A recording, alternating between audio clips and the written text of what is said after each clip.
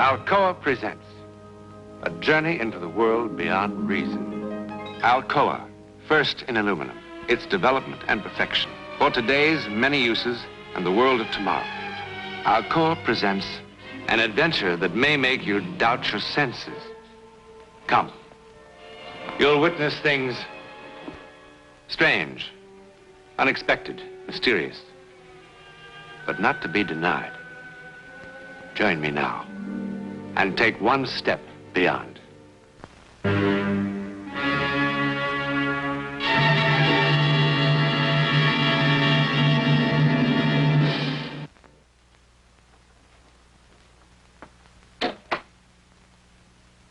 I know how difficult this must be for you. Do you? Military intelligence must know what happened, what went wrong. We're tracking down leads. You're just one of many. How did the enemy know exactly where and exactly what time the raid was to take place? Do you believe I'm a spy or something? Certainly not. But how can I believe this? It's the truth. I'm not a mental case, you know. It happened just as I said it happened. It was not an hallucination.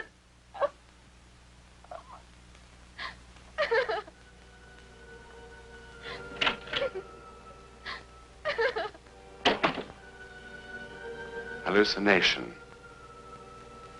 The perception of objects which have no reality, usually arising from disorders of the nervous system. Well, perhaps. But 3 of England's finest neurologists examined Emily McDougall all that summer of 1943 and found her nervous system quite normal. But what could it possibly have been but an hallucination?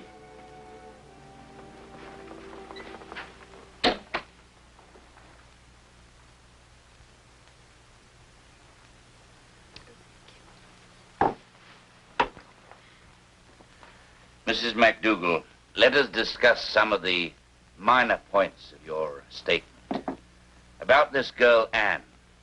Oh. So now Anne's an enemy agent, too, hmm? Well, she happens to be from Omaha, Nebraska, which I understand is still in Allied hands. Mrs. McDougall, we lost almost 6,000 men in that raid.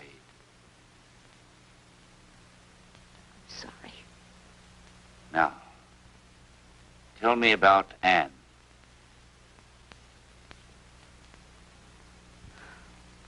I'd corresponded with Anne for years. One of those pen pal things that start in school and just go on and on. Finally, she was able to afford a European holiday. And in May of 1939, I rented a little house in France, near Loise. Beautiful little house. Not 100 yards from the sea.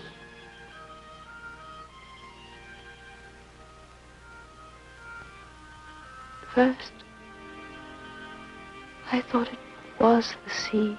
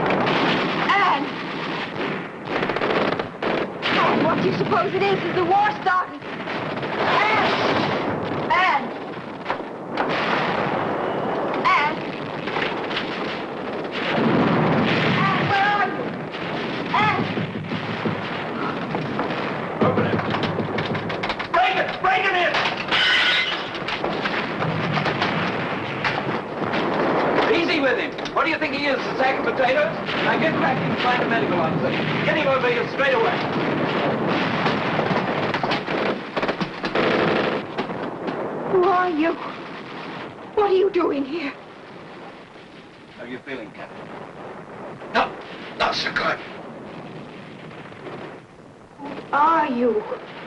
Doctor will be here any time now. Shot for the pain, then back to the ship, and a proper hospital. You'll be in top shape in no time at all, sir.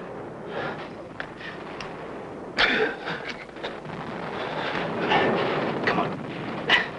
Take your mind off your troubles. Did you ever see such a bloody mess?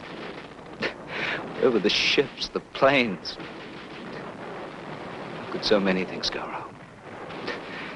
Hitler will dance a jig when he hears how we botched this one.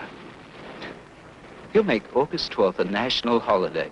Free beer and pretzels for everyone. Hang on. The doctor will be here any second. Answer me. Why don't you answer me? Sergeant. Sir? If the doctor shouldn't come in time. Now don't talk like that, sir. If I shouldn't get back, all right. Look up my wife. Understand? Make it as easy as you can. And tell her I love her. Emily, I love you.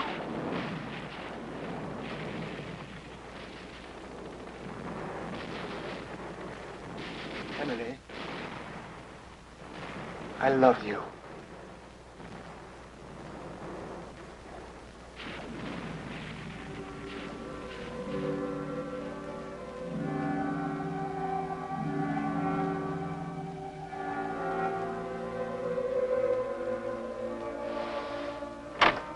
Emily! Emily! Stop it! Stop it! What's the matter, darling? Everything's all right? Oh, come on now, calm down. Did you have a bad dream? Well, it's only thunder, dear. There goes our picnic. It's an awful dream. There was a battle. And they brought this man in. And he was so badly hurt. And as he was dying, he called my name. Emily, I love you. Darling, I thought a librarian was just supposed to dust the books, not read them. The hero dying in battle with the name of his beloved on his lips, just like a romantic novel. It's not funny. But it was only a dream. It didn't seem like a dream. Dreams never do. Now look, we only have a few days left in France and we're going to have fun. You'll be back in that musty library soon enough. It didn't seem like a dream. Now you go back to sleep, darling.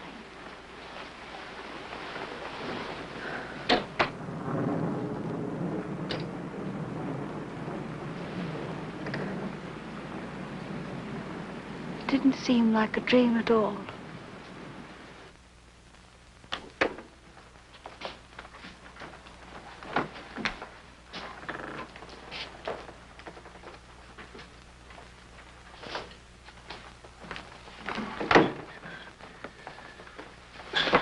Sorry.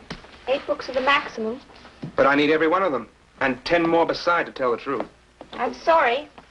But don't keep saying you're sorry. I need the books. I'm sorry. What is it?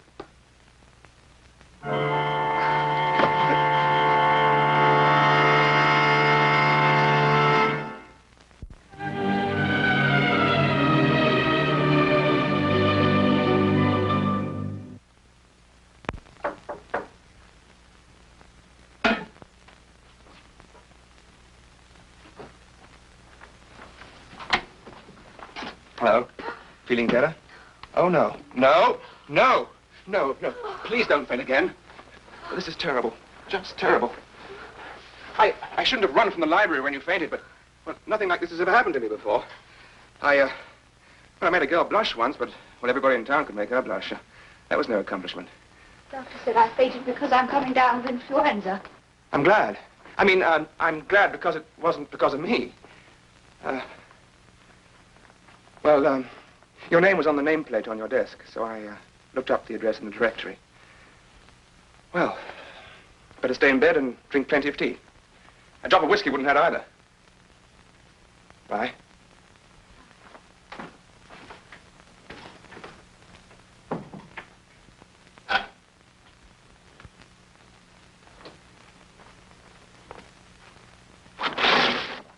Sir, I'm terribly confused. Oh? About what? Have I seen you before? Well, I came down from Dorking. It's a little town 6 miles from Glasgow. And, I went to Liverpool when I was 6 years old for my eldest sister's wedding. I'm sure we didn't meet there. But it really was you. And you said my name. I did. I don't have influenza. And I don't faint when a man looks at me. Good. And I'm not a neurotic or a hysteric or anything like that. Jolly good. I did dream about you. It was a terrible dream. Oh, I apologize. You're making fun of me. No, I'm not. Really, I'm very sympathetic. You're laughing at me. No, really. Go away. I'm not laughing at you, miss. Really, I'm not.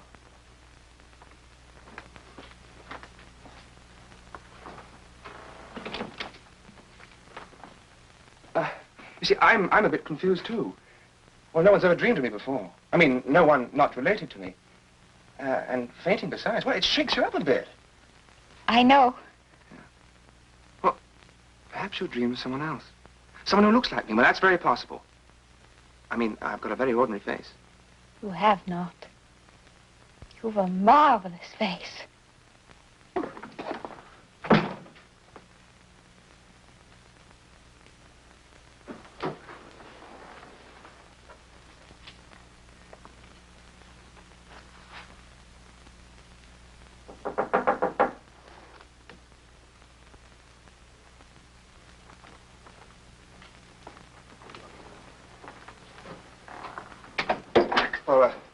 Thank you.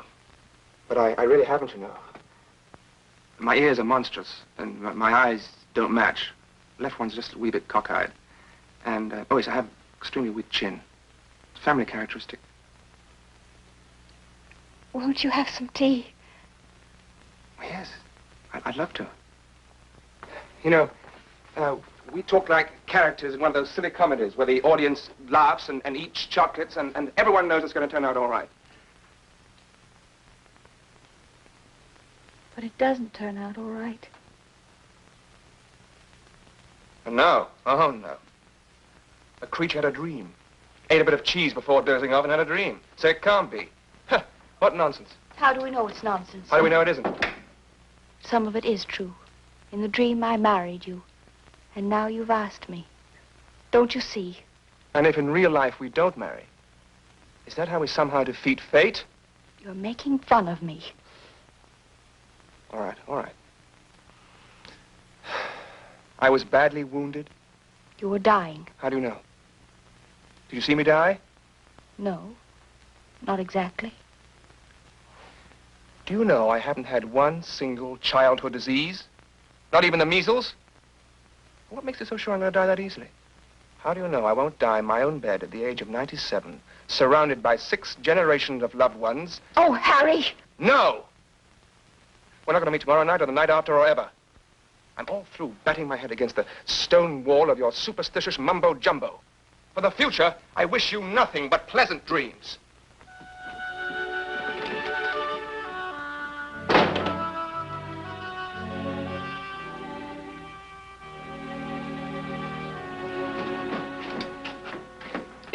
In that dream, or whatever it was, I was wounded in the war?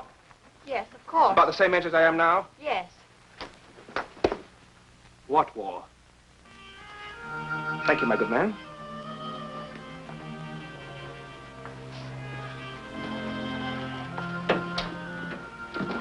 Marry me.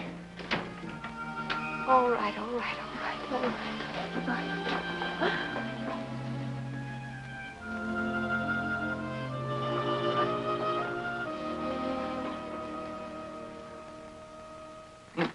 And I don't see why, if following our plan in the next 2 months, we could...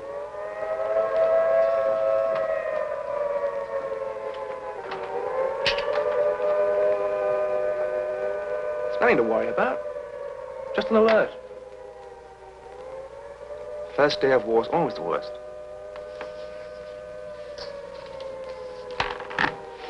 Emily, darling. In about a month from now, Adolf will be on his bony knees begging our pardon. Can't you just hear the dear chap explaining the whole thing was a slight misunderstanding?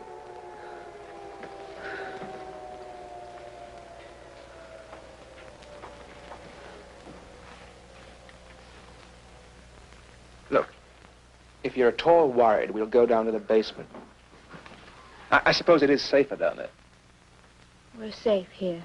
Well, of course we are. Doesn't happen here. It happens near Pointe-Loise, in France. Emily.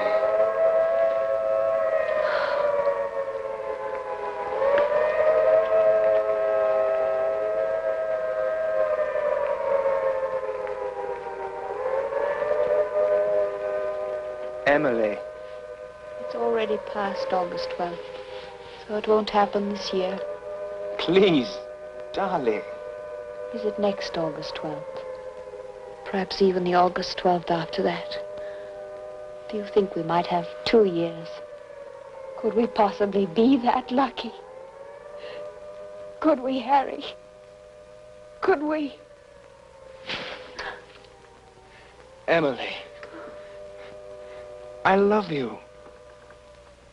Dear Anne, I am approaching another August 12th. But unlike the agony of last year, when Harry's unit was stationed here in England, this year my darling is in Alexandria, Egypt. 5,000 long, long miles from that house, near Pointe-Loise. Hello. Yes, it's me. It's really me. They flew a company of us back for special training at a camp nearby. Very hush-hush. But I'll tell you one thing. There's going to be plenty of long weekend leaves. Well, aren't you even a tiny bit glad to see me? Oh, Harry. So, it's to be this August 12th.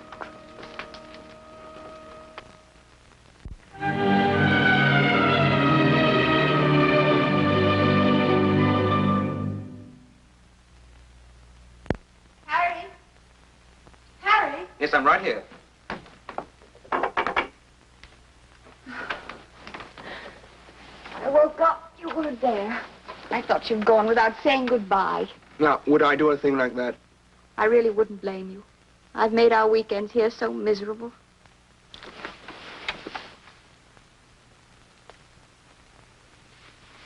Why are you up so early? Oh, couldn't sleep. Why? No reason? How long have you been awake? I don't know. It's almost 5. I'd best start breakfast. Emily. Yes? You know, in that dream of yours, I was a captain, wasn't I? That's right. Thank heaven you're just a lieutenant. If some things are wrong, maybe everything's wrong. Yes.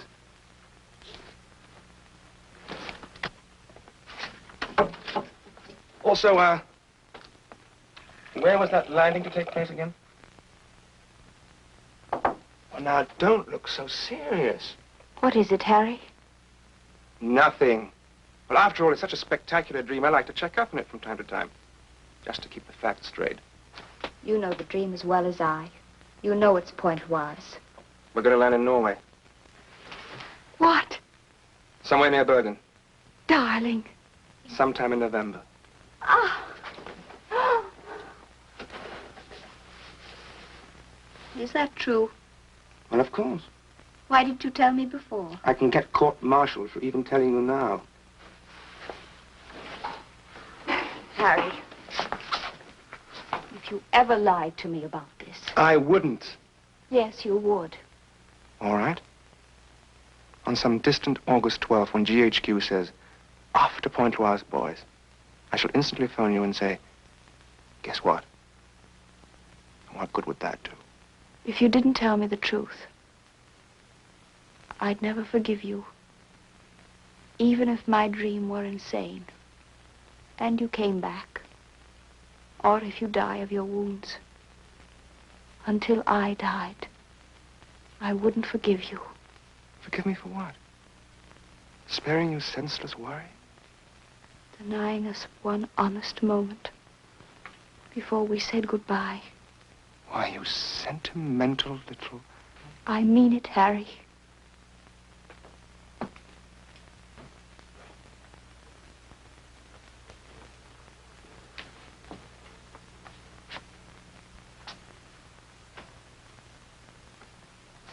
Point was...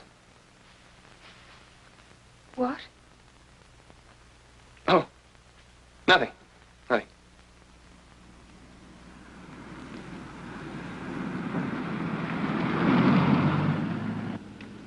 We're almost there. Harry, instead of staying at home, next Friday, why don't we drive down to Henley-on-the-Thames and have a picnic? Harry, Yes, darling? did you hear what I said? Oh, yes, darling. What is it, Harry? You meant what you said before, didn't you? About what? That if I lied to you, you'd never forgive me. Well, it's going to be in newspapers anyhow afterwards, so... And you're such an unpredictable little character, you might actually hate me for the rest of your life. It is France. And we are landing August 12th. But I'll come back to you, Emily. I will. No, no!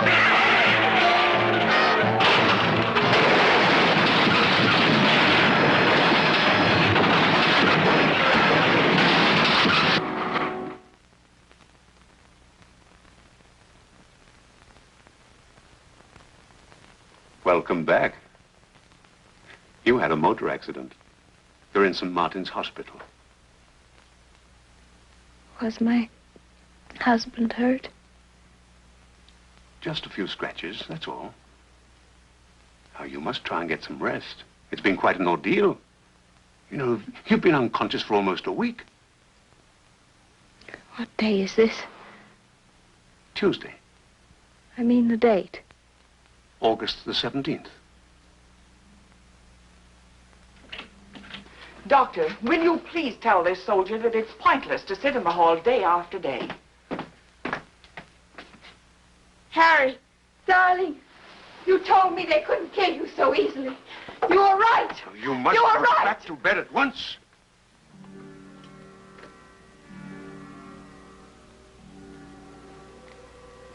Harry's dead, isn't he?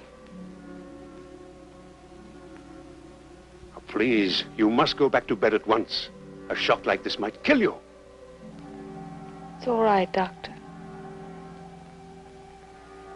I've been expecting this man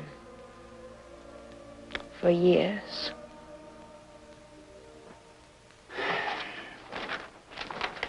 And you expect me to believe that the knowledge of this raid was a dream, an accident in time? Believe what you wish. Mrs. MacDougall, I deal in facts. And the only fact I have is that you were in hospital, unconscious, in a delirium,